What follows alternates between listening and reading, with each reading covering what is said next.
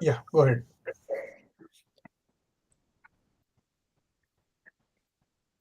So Good morning. recording has started. Good morning, everyone. Um, First of all, I want to thank Rahul sir for arranging such a beautiful NITRUS Talks session for entire North America chapter of NIT Raipur. Today, on December 7th, we have our own Peeyush Awadhia from 2006 batch of computer science. He comes from Arizona, Peoria in Arizona, and he's a hobbyist photographer. He also takes lessons of photography in Arizona, and today he kindly agreed to share his knowledge with all of us. So I'll give the talk to Piyush and looking forward to learning great tips from you today, Piyush. Thank you, Shambhavi ma'am. Hello and namaskar to everyone.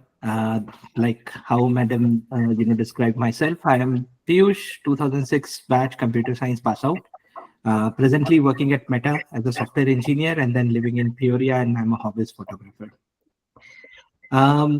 Some of my good photos, I just quickly wanted to share my photography journey. It started like way back, almost like 2 decades back. I started taking like point and click photos using like the compact cameras, and then switched over to phone, and then got my first DSLR. And then since then it has been like a journey from like a DSLR camera to mirrorless, full frame, and now medium format cameras. So most of the photos that I take are either portraits or landscape. Some of my example work, these are the photos that I have taken. Obviously, it might come out little blurry in the presentation because firstly it is through Google and it is highly compressed as well.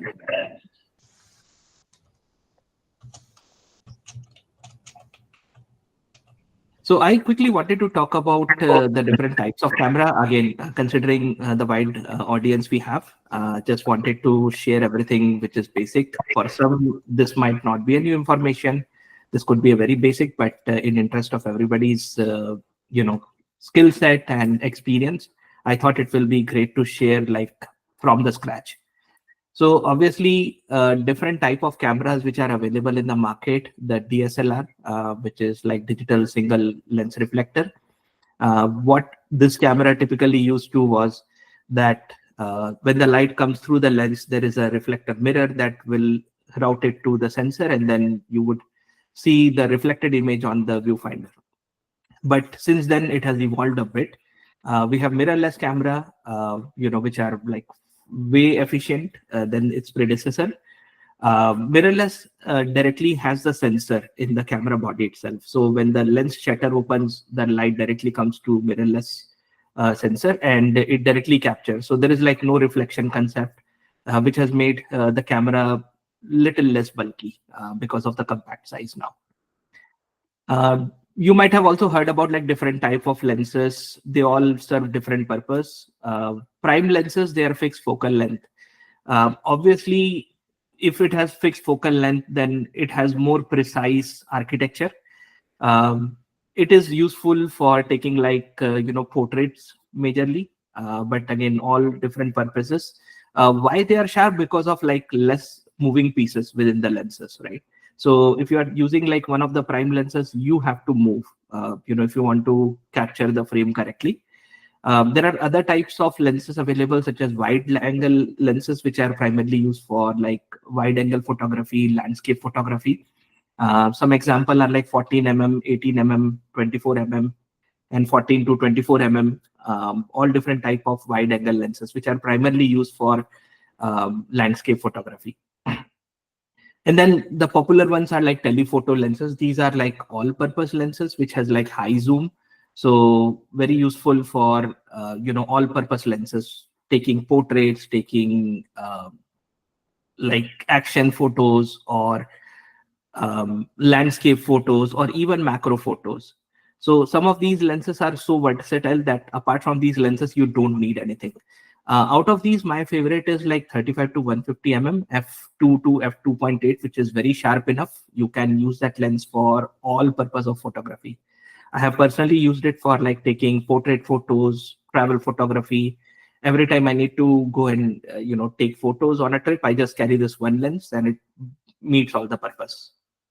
And then the macro lenses, this is for like close-up photography for like small objects like insects or flowers, which are like very tiny in nature. And of course, depending upon the focal length, there is a minimum focal distance that has to be maintained. So obviously macro lenses are designed so that you can go, you can take like the photos of like very tiny objects with like precision. Now, again, a brief comparison about like why different focal lengths. Like what I mentioned, 35 lenses or lower, they are good for like taking wide angle shot. That means you cover like a breadth of area within that particular range. So as you can see in this photograph, the 35 lens is good for taking like full length poses. The 50 it is also popularly known as like the Nifty 50 because it is very good for taking portraits. May not be full length, but it is still good for taking like, primarily focused on like capturing 80% of your subject. 85 this is very good for taking just like the upper half or like a close-up portraits. It brings out the detail very precisely. And then with 50 you have to go very close to the object or very close to the subject. With 85 you still need to maintain that distance, or you can take it from at least like 3 feet apart.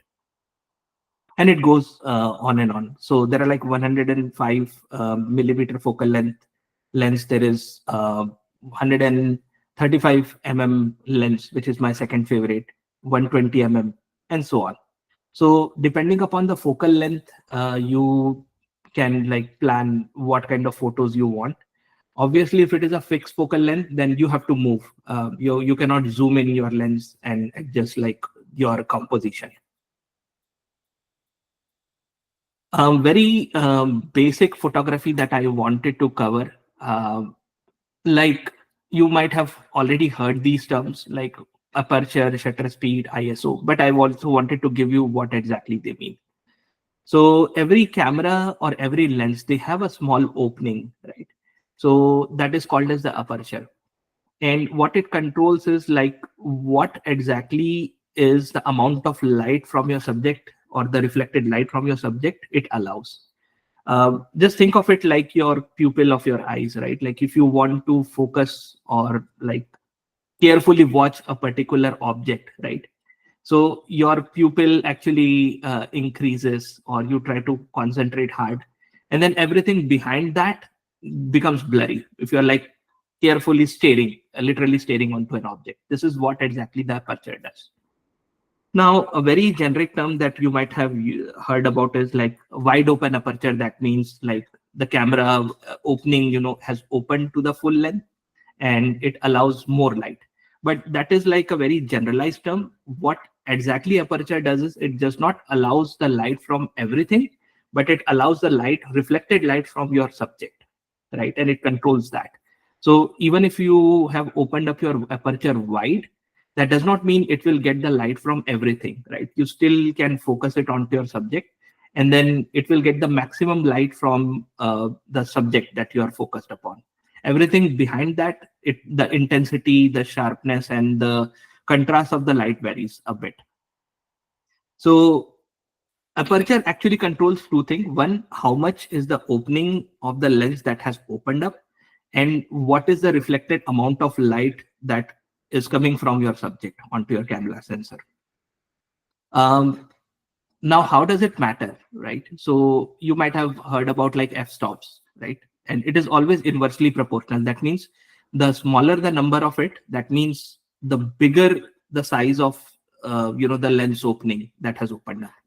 So here in this example, you can see if f1.4, then obviously you're completely focused on to the reflected light coming from subject, and everything behind that, right, is blurred.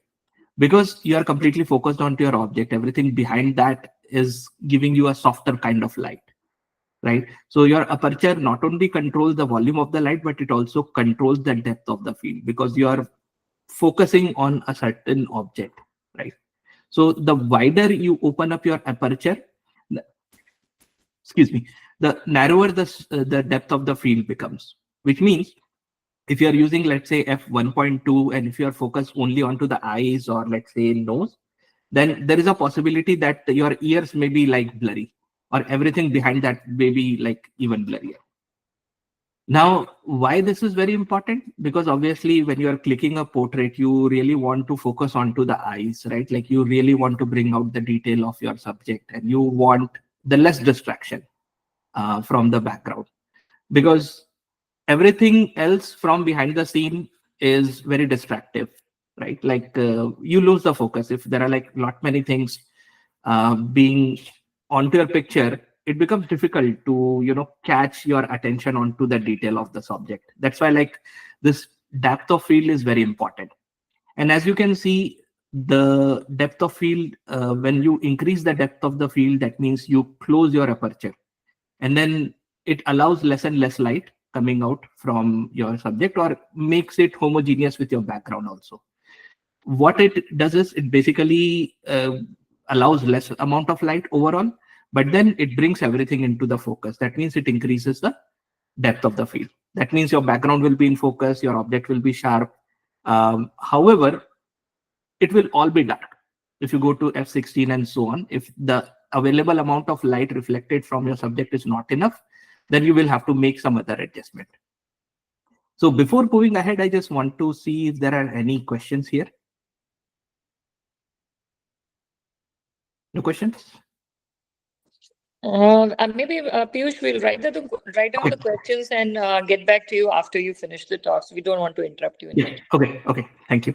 So the second concept is like the shutter speed, right? Like the shutter speed is literally the curtain that closes, which controls how much of the light falls onto your sensor. That means if your shutter is closing too fast, that means less amount of light travels through to your sensor within like a fraction of the second. Again, this is also inversely proportional. That means the longer the shutter speed is opened for, or more is your shutter speed, that means like lesser amount of light goes through. So it is very instantaneous. But if you open it for long enough, like for example 1 second or more, then obviously it will keep capturing the light which is coming up, and then there are like shakes or object moving, or even your camera moving a bit. So essentially long exposure might create like a blurry object. You might have experienced this a lot while taking the photos. Sometimes you're taking the photos of party and people are moving all the time, and then some people are sharp, some people are blurry. It is mostly because of the shutter speed was like too slow. If you increase the shutter speed, obviously it is like inverse proportional. That means the shutter remains open for a fraction of the second, or like very small fraction of the time frame, and then it literally freezes the motion. But then you need like more light to come through in order to capture the details of the photo. Otherwise it will be completely dark. The third concept that I actually wanted to talk about is ISO. What does ISO means? It's literally the sensitivity of light. Now with the above two settings, we are controlling, hey, I just want this amount of light to come through, right? And that is always like a reflected light that is coming through. Sometimes there is like not enough light available, right? Even after like you have opened up your aperture, you have slowed down the shutter speed. Then how does the camera sensor work? It tries to fill in the information of the missing pixels. And while missing pixel is filled in, it just increases the sensitivity of light. So how do you compensate for like aperture shutter speed that has reduced the amount of light, or if overall ambient light is like not enough, you increase the ISO. And there are like trade-offs of it, right? Like how opening the aperture has trade-off, right? Like your depth of field decreases, more light, depth of field decreases. So there is a chance that some part of your photos might not be sharp enough. Same with the shutter speed. If you make your shutter speed too slow, there is possibility of camera shake or your object moving, right? So it might be a blurry photo that might come through. If you make it like too short, then obviously less amount of time comes through, your photo will be underexposed or it will be dark. Same with the ISO. The lesser the ISO is, the sharper your photo is, because your camera is just capturing the available light that is coming through, and it is not trying to add through it. But if you increase the sensitivity of the light, then it tries to fill up the gap, and then you can see noise coming through, right? So if you try to take the photos from your phone under dark condition, you can clearly see there are like pixels or like dots within your photo, and they do not come out to be sharp because obviously the amount of light available for taking photos is not that great. Again, all the first two values. Okay, I have a question about mobile cameras. We see how many lenses on the back of the camera. Yeah, so I think each of these camera nowadays support like different modes, right? Like they support like the telephoto mode, where you can like zoom in and you can take the photo. And then there are a few modes like wide angle panorama photos. And then another mode is like the portrait mode, which basically blurs out your background. So those are the purpose of like having three different camera lenses. Okay. So going back to the subject of ISO, what is always recommended is like to use the lesser amount of ISO, as possible. But under certain dark condition, if there is like no option available, then obviously it can be bumped up. But this is one thing which can be, kept to minimum for taking good quality photos, right? Other two are subjective. Other two depends upon like what type of photo you want to take. Like for example, if you want to take like a real bokeh and that kind of effect, then you go with like shallower depth of field and like aperture wide open. But if you want to take like a landscape photo where you want all the details coming out of your background, including your mountains, skies, everything properly exposed, then you go with like wide open, like less open aperture, actually other way around. And then shutter speed also, if you want to take like an action photo, for example, during a sports event or somebody running or somebody performing an act onto the stage, you really want your shutter speed to be high enough so that the photographs comes out to be, frozen in the time or that instant. I also wanted to talk about like the white balance, right? Like the camera also has an ability to control how your ambient light temperature would be. If you take it down to, let's say, 4000 Kelvin or lesser, it will create that cool, color temperature for your ambient light. If you take it up all the way up to 9000, then it makes the photo warmer, right? Just like how we have different type of bulbs available, daylight, and then warm white, and then the natural light. So they all have like different intensity of the light, right? Like the daylight is like 6500 Kelvin, right? So obviously, depending upon like what is the light intensity and like the color temperature, you can control the white balance. Now, obviously, this option is not available onto the phone. This is only available on like the cameras. But obviously, if you are taking like raw photos, you can certainly adjust that. So even if you put your white balance to be on like auto mode, let your camera decide. And if you're taking like raw photos, it is just fine. You can adjust it later. I also wanted to talk about like the focus mode, right? There are like three different popular mode nowadays available on all cameras. One is like the single shot, where you want to focus on one photo at a time. You set it and then it basically remains the same. So until you change your position or your model moves out, you don't have to recompose your focus. So that is the single shot mode. Then there is a continuous mode. This is typically used for like objects which are like slightly moving, or you want to focus on to the eyes. That's where like you start tracking the object. And either if you are moving or you are recomposing or your subject is moving through, it tries to focus onto the eyes. Now, one question that you might have already heard a lot is like most of the photographers want to focus onto the eyes, right? Like the nearby eyes, whether it is left or right. Why so? Because it brings out a lot of beautiful details, right? You really want your eyes to be in focus. And then even if your ear or anything in the background is out of focus, you still catch up, right? Like you still catch up the attention onto your photos. That's why like it is always recommended by most of the photographers to focus onto the eyelids. And then the manual mode, manual focus is like when you really want to take control of the focus where it should be focused. This is particularly useful for those situations where your object is behind certain other objects. You have like other objects between your subject and like your background and so here it allows you to precisely focus onto that object. Like for example, if you have a bird sitting onto a tree, right, and you are trying to focus onto that bird's eye, but then your camera doesn't know that you are trying to focus through, and it will try to focus onto the nearby object. So it will just try to focus on like either a branch or leaves, but you have to tell your camera that no, please do not focus here. I'm trying to take the photos of the bird. And I can actually share like one good photograph here where I have used like the manual mode. In just a second.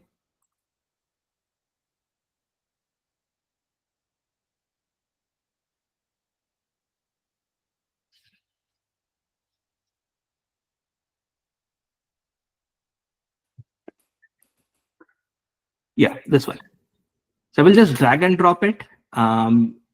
This particular photo, as you can see, I think that photo is like not visible. Let me try to drag and drop it onto the presentation itself.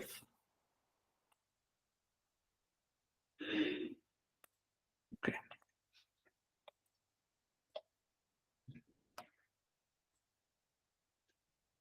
Oh, it is in presentation mode. Okay, I can share this tab instead, and I can share this experience of taking this photograph. This was like a bald eagle in a zoo. I was trying to completely zoom onto it, and then I use a manual focus because I really wanted to focus onto the beak and onto the eyes. It's visible now. Yeah. So if I wouldn't have used like a manual focus, my camera was trying to focus onto the leaves or onto the twigs, right? So if this is the situation, that's where you kind of use the manual focus mode.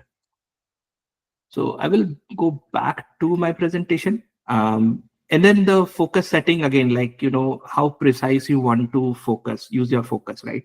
Sometimes it is the zone. If you are taking the photos of like a group photo, you certainly want like to use a zone focus setting or a wide focus setting. But if you're taking portraits, like where you want the focal point of the camera to be precise, then you use like a spot focusing.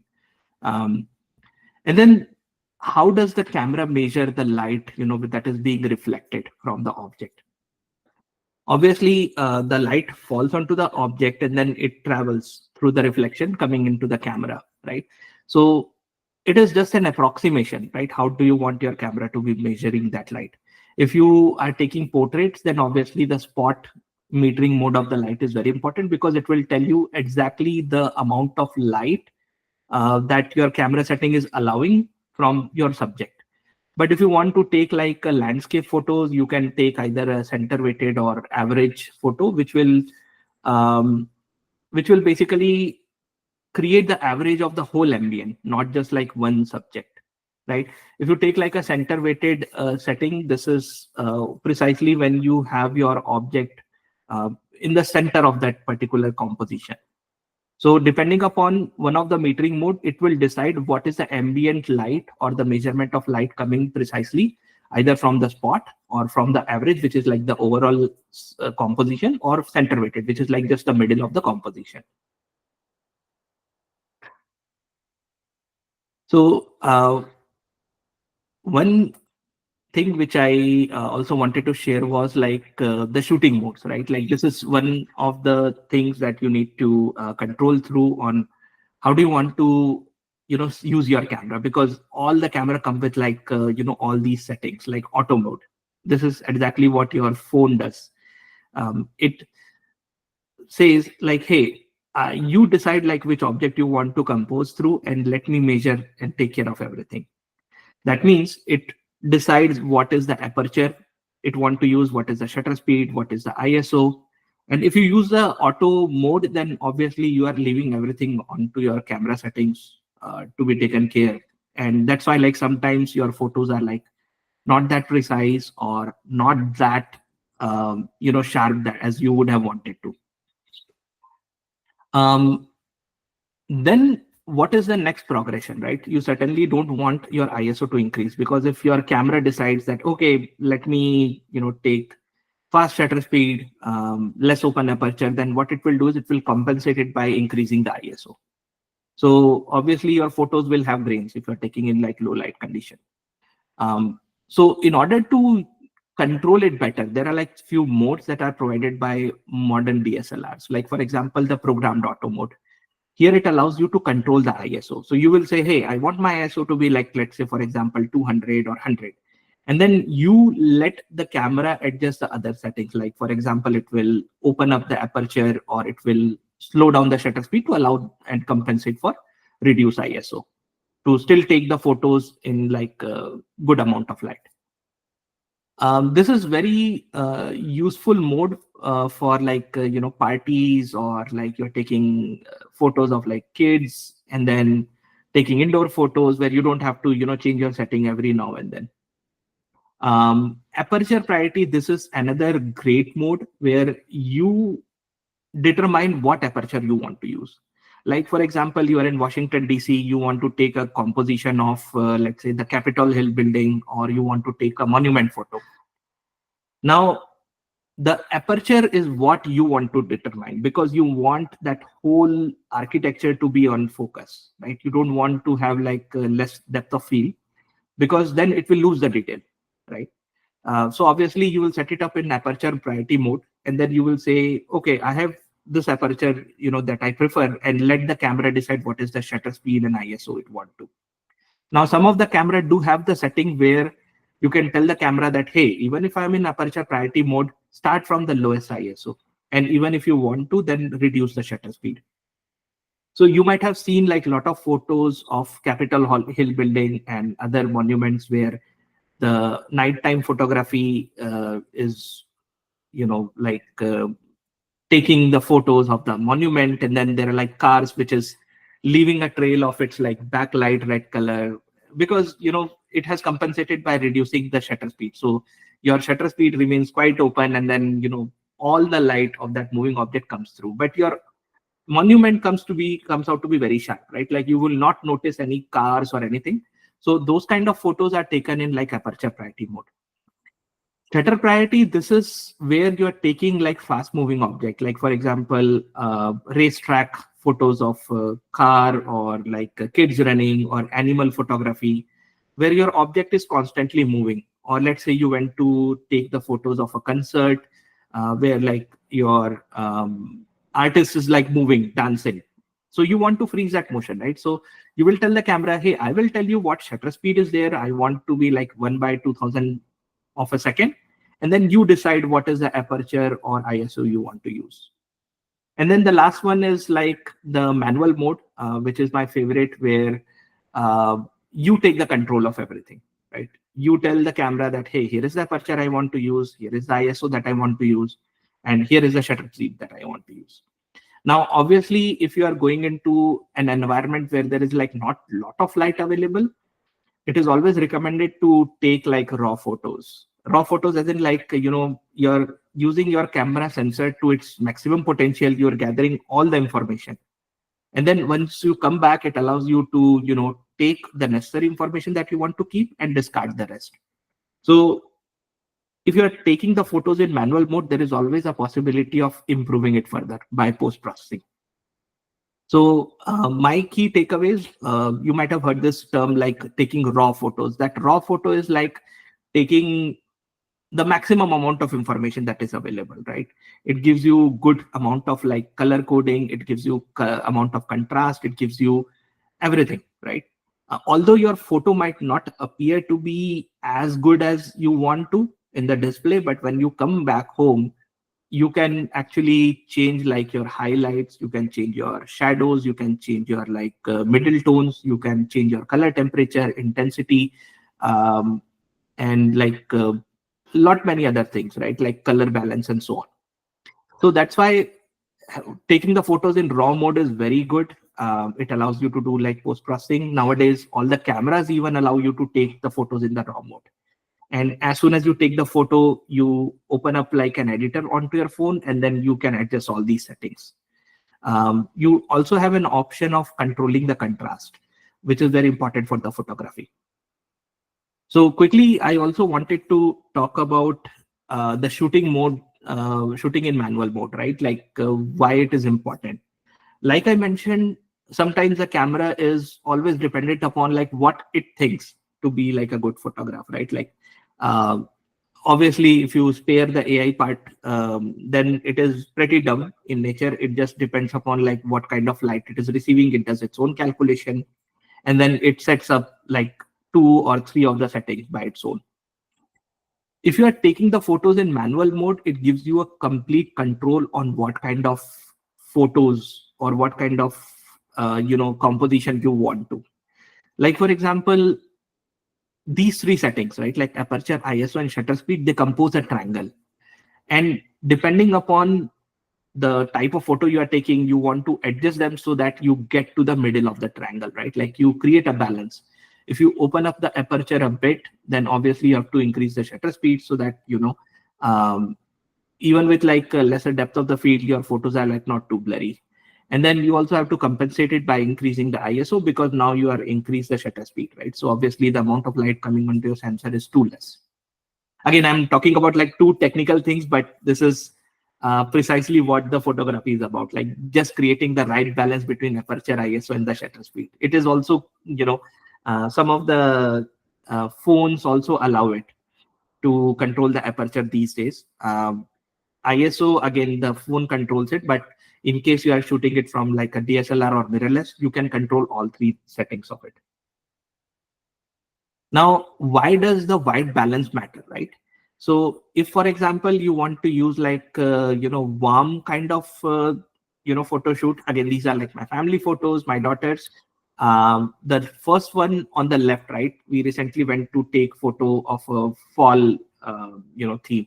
So I really wanted to enhance the color of the the dry leaves which were onto the ground.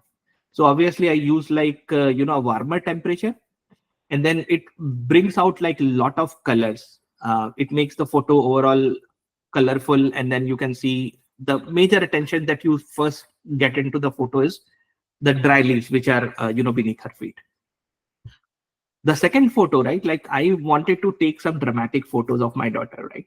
So what I wanted to do is like even during the daylight, I wanted to look at like it was like almost like night time, and then very shady outside, less amount of light coming in through. So what I did here is like I reduced my color temperature to 3200 Kelvin, which made the whole background like bluish, and then used a orange gel to compensate. Because what happens is if you decrease the color temperature, right, to make it bluish, it also impacts the skin tone. So I asked my elder daughter to go, outside my house, take a flash, use like an orange gel, which compensates the bluishness, and then, just cast the light from outside the window. So although it appears like, this photo is taken during like the evening time where the sun has already set, only limited amount of light is coming through.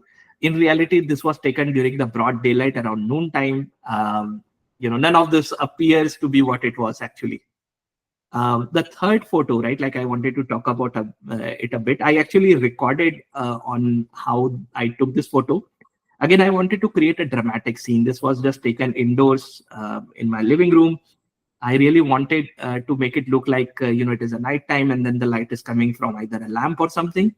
So I reduced the color temperature and then compensated the skin tone using like a gel on my flash. So this is where like the white balance create like a lot of difference. Again, if you really want to take like dramatic photos, then obviously you also have to think about like what kind of changes it will bring onto your subject. If you make it like too cool, then what will happen is their skin tone will appear to be like little pale, and obviously they will just look like white walkers in the photos, because you have made everything to be blue. Other way around, if you make everything to be very warm, obviously it will bring out like the orangish effect onto their skin. So one good trick here is like when you want to control the white balance, you also use like a flash so that you control what kind of light is being cast onto your object. And then you use like gels to compensate for any kind of like either orange or blue light you are adding. So if you're making your photos warmer, like 9000 Kelvin, then you use like a blue gel so that it makes your skin tone look very natural. And if you're using like a bluish kind of like a tone, then you use like an orange gel. And I can actually demonstrate that onto a video. Now, different types of photography like indoor, outdoor, natural light, flash, portrait, landscape, macro. Obviously, indoor and outdoor, which is very obvious. If it is indoor, then obviously you're dependent upon what kind of light is available, right? And then you can always have an option of using a flash if there is not enough light available indoors. Same with outdoors. Although controlling the light outdoor is very difficult because you cannot just shut off all the ambient light, right? And then you can still take good photos. Like for example, the photo of my wife that I took, this was again taken during the broad daylight. I just used like a off-camera flash, and then I increased my shutter speed to kill all the ambient light. So there was like less light coming from the ambience, and that was compensated using like a flash. Some of the photos, like for example, this was taken at home. Obviously not a studio, though it appears like it was taken at a studio. This is like the compact modifier I have, and also like the collapsible background. And you can set up like flashes. This is a typical RK photo studio type of photo, that you took. And I think people from Raipur would have heard that name. So, and then depending upon where you are taking the photos, it becomes very important to control the light. I think the too precise recipe for taking good photos is just the right amount of light, neither less nor more, and then a good contrast. Because even if the right amount of light is there, and if the light coming from the background is as good as light coming from the object, they will appear to be like very dull in nature. But if there is a good contrast between the object and the background, that means less light coming from the background and prominent light coming from the subject, your object will appear to be very sharp onto the photos. Now, studio setup, right? Like you would have experienced this in many times, either if you have set up this or you have gone to take some family's photos during like a setup. Usually when you're taking into the studio, you have an option of killing the whole ambient light, because you can set up like flashes, fill light, key light, background light, to just choose the right amount of light, right? Like that just brings out or enhances their object. And then you use like f8 aperture. You don't have to, open up your camera aperture very wide, because you want to get all the details when taking in studio. And because you're using like an external flash, you have an option of like increasing the power of light to go up to like f8 or even f16. And then there are patterns, light patterns, right? Like for example, 1 light, 2 light, or 3 light setup. As you can see in this diagram, this is typically what you would see in like a studio. They will just make you sit onto an object or stand. Then there will be a backdrop behind. And then you will have a key light that will be coming from like 45-degree angle from your camera and object. Now, why 45-degree? Because if you just put it like just ahead of the object, then obviously their pupils will show like a tiny bit of reflection of that light. So if it is at 45-degree, obviously you will get some sort of like reflection or some sort of like shadows onto the opposite side. And you compensate it by using like a fill light, right? So that you do not enhance the photo. If I go back to the previous screen, here you can see the light is coming from like the left of my wife, and then right side of her face does have a shadow.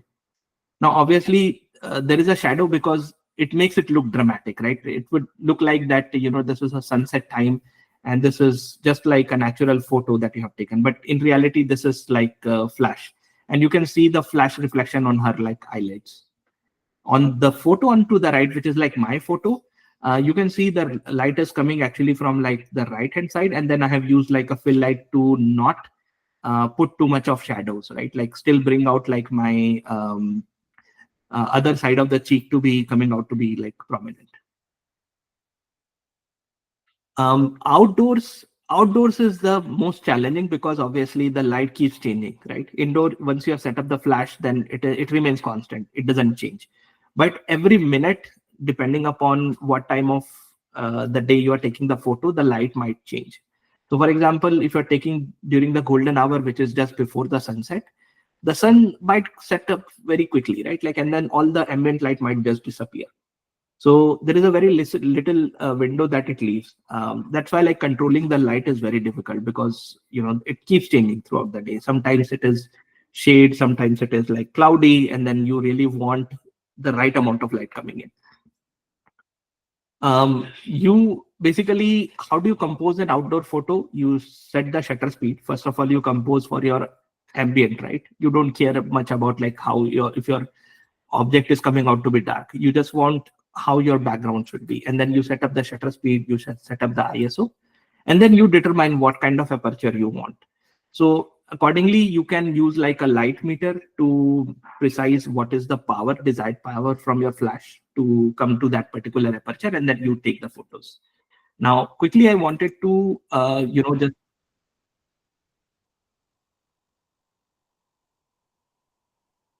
just give me a second. Let me share this.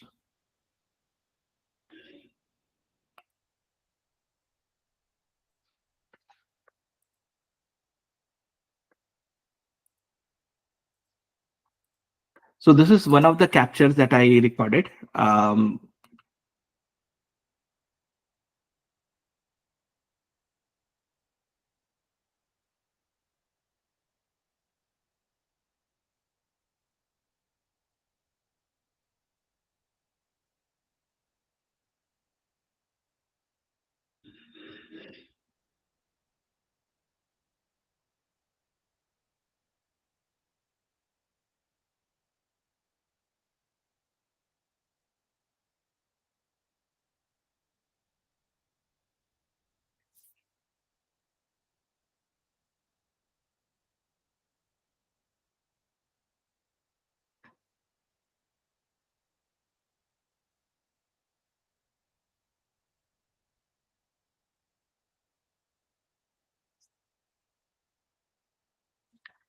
I'm not sure if like the audio of the yeah, sorry. I'm not sure if like the audio of the video was also available. But if you would have noticed, like when I initially wanted to take the photo, I composed it for the background because I really wanted to bring the sunset light or the silhouette light. And initially my subject was like dark. But when I took the photo, the subject was like lit up using the flash, and the photo came out to be like good. One key tip here is like I always use like a flash, like a light meter to accurately measure the amount of light that I want to use. And I accordingly just set up like two light setup, one for the key light, which is like my main source of light, and then the fill light just to reduce the shadows from the opposite side. Another video that I wanted to share was the indoor one.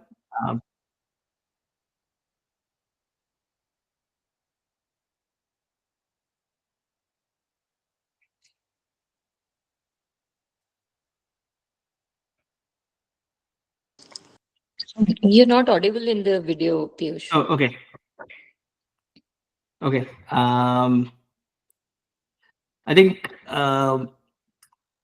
I can share some of the setup. Like for example, here I have just used like a flash. This is again my daughter whom I want to photograph, and then here is where like I have set up like the color temperature to be way cool, and then compensated it using like orange gel here. So this is me, putting like an orange gel onto the flash and then taking some photos. And then the final output is something like this, like how I took it.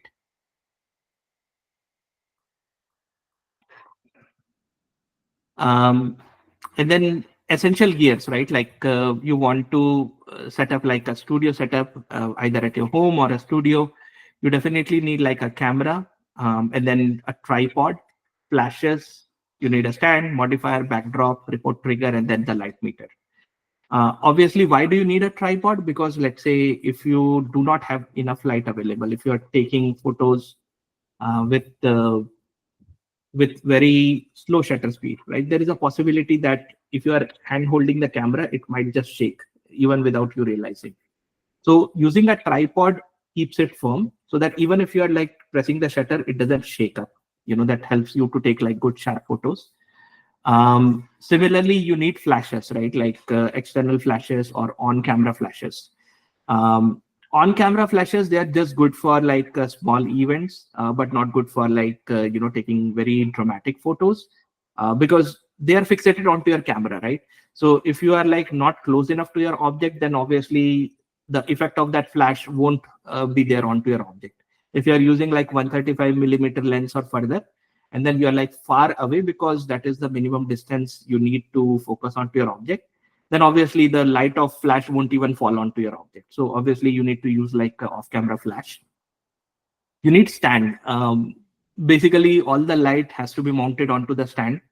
And you need modifiers. Why modifier? Because the raw light that is falling onto your object might cause like hotspot, right? It might just put some sort of like white spot or a reflection, that kind of thing. So in order to evenly distribute your light or diffuse the light, you use like modifiers. Like for example, you use a diffusion panel or a white panel onto your light. You use a strobe. You use like double diffusion things on your flashes, so that a harsh light doesn't fall onto the object and it all appears out to be very smooth. Backdrop, obviously, if you're using a studio setup, you need the backdrop. Remote trigger, obviously, you need to trigger the flash if it is like not mounted on your camera. So you need like a remote so that when you click the shutter, it tells the flash, hey, please sync with my curtain, and then just throw the light onto the object. Similarly, for outdoors, essentially the same set of gears. Now, this is my favorite topic. I really want to talk a lot about this because everything that I have spoken requires like a lot of setup, right? But this is something that you don't need a lot of setup in order to take these kind of photos. As you can see, this is the same tree which is there in my backyard. I usually wake up early in the morning and then I take these photos, and every day, even with the same setting, they come out to be very different. So for the context, my house is like west facing. So obviously my backyard is like east facing. And behind my house, early morning with the sunrise, there is a silhouette effect just before the sunrise. So what I do is I typically, point out my camera towards the east in the morning or west during the sunset. And then I lower my ISO to whatever is the lowest amount of ISO my camera allows. And then I use like a close aperture, like f4 or higher. And then I also use like high shutter speed. So essentially what it does is it basically kills off all the light that is coming from the surrounding. Only the prominent light, which is coming far away, as a part of like, lit up sky or the sunrise, that is the only source of light that remains available, right? So by increasing the shutter speed, I make sure that none of the light falling onto the object, is reaching my camera sensor. And you see everything is dark. Only source of light that is coming is from like the well-lit sky. And that brings out the color very well. And you can, just change the color temperature of your camera. You can make it very cool to take like a bluish kind of scenario. If you want to bring out the red, then you change the white color balance to like hot or like daylight, those kind of things. This is something I will highly motivate, even taking with like the camera or even with the phone, right? So if you are during the sunset time, you spot a west facing tree, then you can try to focus onto the tree and then adjust it so that like your object comes out to be very dark, and then every light that is coming from is from the background. And then you can increase the contrast so that and then you increase the black point within the photo, You can enhance the color, you can increase the color saturation to bring out like the color coming out from the sky and everything. And this is something that I have done from my phone as well. Nowadays, iPhone or Apple phone does allow you to edit the photos. Same with like Google phones as well. Most of the phone nowadays, they have this option of taking like dramatic photos. Now, obviously, these photos are something that I have taken using my camera. But I think, even if you spot something like a sunset, a glowing sky or something, you can just use your phone. You need not have like a big setup or big gears to take good photos. So I think this is the last slide I had. This is the easiest and most attractive photography that I wanted to share with you all. I will take a pause and see if there are any questions. Thank you, Peeyush. This was a wonderful and very insightful session from your end. And we already have few questions on the chat board. So maybe first I will read them out for you, and then we all can, I think even I have few questions and others might also have. So we'll then raise our hands and ask you those questions. So the first question is by Rahul sir. We see many lenses on the back of the phone. How do they work together? Right. Does the camera photo software manipulate them automatically? It depends. I think the whole purpose of having those three lenses is to have lens having all three different focal point. So one is like meant for taking like portrait, which has like wide open aperture.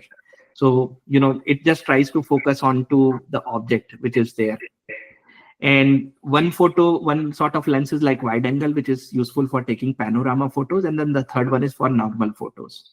But again, I could be completely wrong. There are few cameras which has even 6 lenses. And then they try to take the shot from like all 6. And then, the processing allows them to merge those photos as well. Now, one good example of why post-processing is important is, let's say, for example, you have a scenario where you are taking a photo of a mountain and there is a, some sort of ground or river that is ahead of it. Your aperture, you want to do it wide open, but if you do it wide open, then obviously it allows less amount of light. So your photo becomes dark, right? But you want good amount of light. You want the mountain to be in focus. You want the water flowing in the river to be in focus. So what you can do is you can take 2 photos. You can just wide open the aperture. That means only those objects which are in the focus, that narrows down like your depth of field. So at the first photo, you will take like the mountain with the focus. The second, you will change the focal point. You will focus onto the flowing river and then take the second photos. And then you can superimpose them, so that both of these objects come out to be like super focus. And most of the editing tool does allow that. That's how you see so many dramatic photos where like, both the objects and the background, they're all sharp. Okay. Thank you, Peeyush. There's a general comment, factual comment by Hunet for everybody. ISO is the medicine you take when you have vitamin light deficiency. However, it adds its own character, which can be desirable based on one's taste. Yeah. Yes. Thanks, Hunet. This is another question by Rahul sir. Recommend a good camera app for Android and iOS? The camera app. I think the default editor is what you are interested in, Rahul sir? No, so the camera, the phone comes with its own camera. Yeah. And then there are some other apps available, which if you have used any of the apps, maybe some of the default app may not exploit all the possible features. If you have used any such app, paid or free, that recommendation I wanted. I think from my experience, I have just used everything default because I always click them in raw mode, even like taking it from phone, and then always have ability to modify it. So unless like the software itself has AI capabilities, I don't think like it creates like a lot of difference. But there are like a few editors which are available. Like for example, Snapseed is one editor for Google, which was available for free a few years back. There is Luminar Neo for mobile that is available for editing the photos. And then Photoshop for mobile. There are like other editors which are available for phone. And then if you want to create like good presentations or make a collage, then Canva is also a good app that I use for making flyers and something. As long as you are taking the photos in raw mode, then you have like a lot of options available. Then it doesn't matter which app you are taking to capture the photo. You have like a plethora of apps available for editing them later on. Thank you, Peeyush. This also answers Rahul sir's third question, which was about desktop apps. So I think the names which you mentioned are Desktop Pro as well. Yeah. And another question by Rahul sir is, generally professionals value old style photography over digital photography. Do you see the difference blurring? I think it depends upon like the personal choice. For me, I prefer to go by like what is the modern technology that is being used.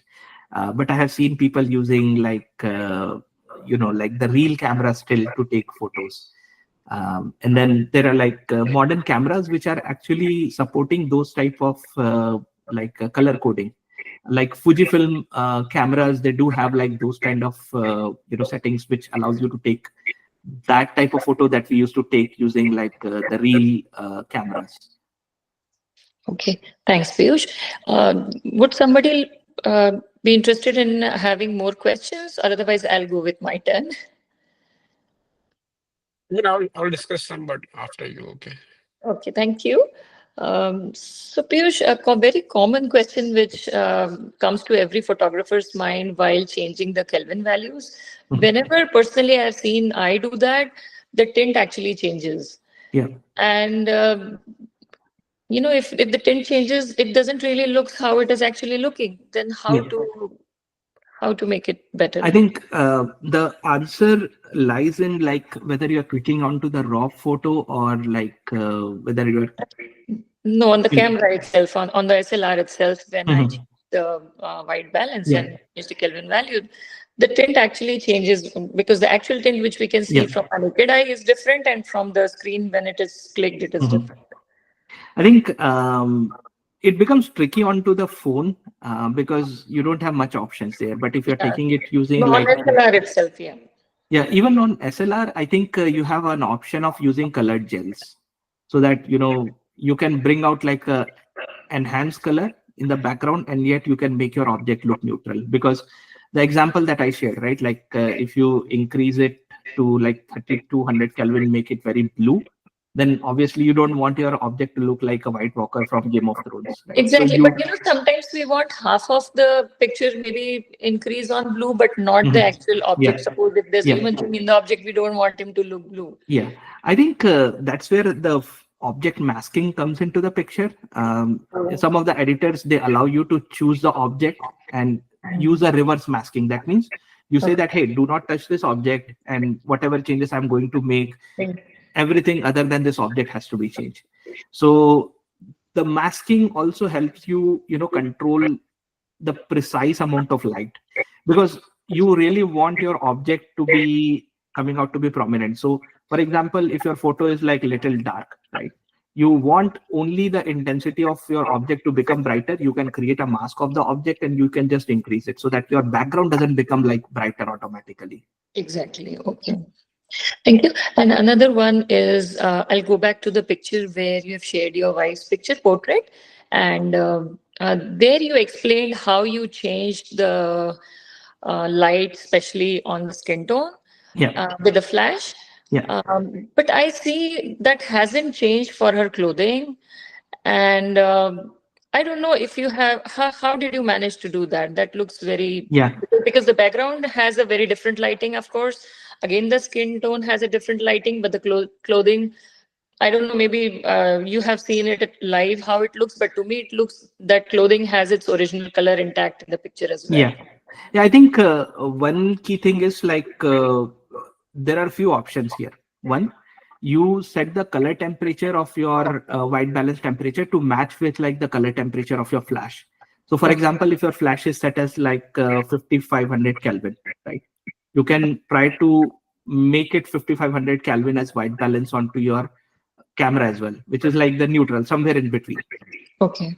And then when you use like a light meter, right, you know the precise amount of light that is being falling through. Third, in the post processing, you can individually grade each color.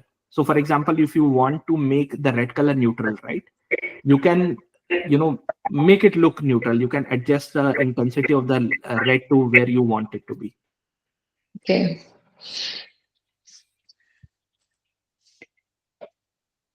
Yeah, maybe I will try and then get back Yeah. to you if it doesn't work. Yeah. Do you also have any suggestions for the best lenses for landscape photography, especially the sky? I think it depends upon like how well you are in taking the photos, right? I think obviously you will need to use like the wide angle lens, but with wide angle lens, I believe it comes out to be some distortion onto the corners because it is just like this, Yeah. right? So Yes. obviously you are taking a photo from the curvical point of view. So I think 35 lens is the best. You can also use it for like landscape, and you can also take using a portrait. I think fixed focal length lens is what I recommend instead of like something which zooms out again, because it has too many moving pieces and then the precision is not there. Okay. And also for the sky, I meant, when there are stars and at times even planets, when they have to be on the, not planets, but at least the Yeah. So space. for astrophotography, 35 may not work. You Yeah. might need like 14 or something like that, like 10 12 There are like a lot of lenses available. I haven't done it personally myself because, again, like stargazing and doing that kind of photography requires me to, go out alone, with a group or something, which I haven't done it. Okay. Never mind. Yeah. Thank you so much, Piyush. If someone wants to ask next question. I think Hunayt wanted to say something. Okay. Yeah, I just put like a couple of comments in addition to what Piyush has said, right? So, So, like, yeah. If you yeah, shoot can you in hear me? RAW, you can control the white balance later White in balance post. later in post production, so you don't have to worry about that. And but if you're shooting in daylight and you're shooting in JPEG format, then just I will say that okay, just go with the daylight white balance or automatic white balance, right? Just to simplify things. I mean, there are a lot more factors which can make things complicated. So for somebody who is a beginner, they can just do that. And then you're talking about that, how you want to get like more things in focus, what kind of lens. So a wider focal length lens like a 35 or like 28, 24 or 21 would actually give you a much better depth of focus at even wider open aperture. Like, if you shoot at like f2.8, which is considered wide on a, let's say 50 lens, but on a 35 or 28 or 24, it will give you a much better depth of field. So people who are doing astrophotography will actually use that because in the night time, the light is less, right? So they cannot use like, very small aperture, like, higher aperture. So they actually use, that's why they use the wider angle lenses. But anyway, my question to Piyush is that, have you experimented with film photography? Like, Film uh, photography? No, sir. okay, yeah, okay. I mean, I'm trying to find out who else is doing it because Mhm. I'm actually shooting primarily film these days and old cameras. Uh, Mhm. mm, like I am shooting with Context T2, Leica M7, Wow. and experimenting with basically different film stock and Mhm. scanning them at home. Uh, Hey, Hunayt, I'm mhm. my nephew is a professional cinematographer in Hollywood. So if you want, I can connect you to him. Yeah, that would be great. Yeah, yeah. He does professional. That's his job. So maybe and he can talk some technical terms. And yeah. I have actually I used to do professional as well. Okay, great. But I've stopped it and I'm focusing more on the art side of Okay, things. Like, instead of like, working for someone, I want to actually, yeah. I mean, I have like a lot of different projects which I keep working on. It's a So hobby. I don't like, huh? It's a hobby for you. Actually, I have, I'm licensing my images these days. Oh, So, wow. so I have like, this year I got like 3 or 4 different licenses, like big companies. Mm-hmm. And my aim is to actually grow in that direction right now. And Oh, then, probably have an exhibition sometime, wow. whenever I have accumulated body of work. Nice, nice. So if we are done with all the questions, I will request Rahul sir to present a vote of thanks. Actually, one more thing before that, right? Okay, so maybe I think Peeyush, right, or anybody else who's interested, we can probably share our social media links or whatever links here so Yeah. that we can actually connect it offline as well. And that would be great. Okay. Yeah. Thank you. Thank you so much. Yeah, I think on that note, I am certainly interested in like, maybe like trying to sell my prints. Like, for example, this one here, right? The Mm. left one. This is actually a real place, Multnomah Falls in Portland. Oh, I visited and I just took this photo. Again, this was in summer, so I had to make it look a bit cooler. It was not that green, obviously. But I think it is a great addition for like a living room. And I can take some tips from you if I were to like sell the prints and so on. So Yeah, of course. I mean, yeah, we can connect actually. I don't use I use Instagram and stuff like that, but Mhm. I found that Instagram is just basically a more popularity driven and not art oriented. Yeah. And you just basically like people are just posting stuff for popularity and it doesn't go anywhere. So you should probably find like the platform I use, Visco, which is like Yeah. primarily geared for artists. And Mhm. there's a lot of opportunity there for you to actually like, get exposure as well as like, get your image license. Yeah. I have actually, I've put my gallery here on Mhm. Visco. You can actually check over here, and we can actually also connect on Instagram also because I have, I do have like Instagram account as well. Sounds good. great. Yeah, that looked very good for a minute, a second it flashed there. So let me just finish this. Thanks, Shambhavi, for giving me the opportunity. So I come from the generation where we used to have this black and white 35 mm click 3 camera. It used to cost 105 rupees, and you would take a picture, 24 rows, then give it for processing, and then after a week or two, it would come. And then also, I was telling my sons that earlier you would take photos and go to a Safeway or something, and then put it in an envelope, and then pictures would come. From that, I've seen it coming to this digital where it's instant. Instantly, you can see and edit. So I really thank Piyush. You brought out the, in my mind that was always a question: how to manage, how to take very good photograph. So I'm glad you brought out all those technical terms like aperture, white balance. So I think I'll definitely go back and experiment on my phone. So thank you so much for doing this, and thanks Hunaid also for bringing some practical aspects. So I think with that we can all say word of thanks and clap for Piyush. Yeah, I also want to appreciate your, Shambhavi as well as Rahul for taking the initiative to do something uh, away from finance and taxes and other things because this is like an escape for a lot of us.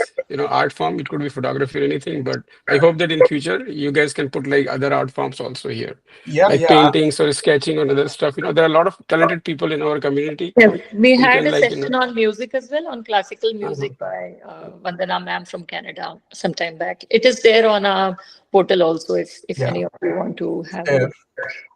So I will put the. Um,